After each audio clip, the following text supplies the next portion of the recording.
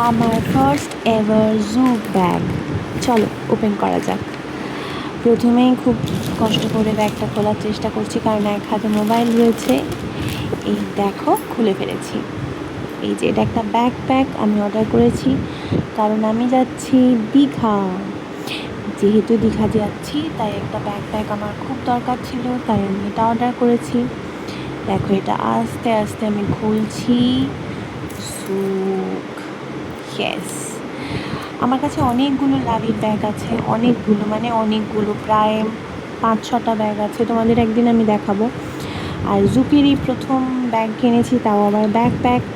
ব্যাগটা কিন্তু অনেকটা স্পেশিয়াস। দেখো, এখানে একটা সামনে চেন রয়েছে, তারপরে রয়েছে মোবাইল রাখার জায়গা, 2টো কম্পার্টমেন্ট রয়েছে, এটা একটা বড় কম্পার্টমেন্ট, তার সাথে এতটা স্পেস। আর বাইরে দেখো আরেকটা চেন রয়েছে, এখানেও তুমি অনেক কিছু রাখতে পারো।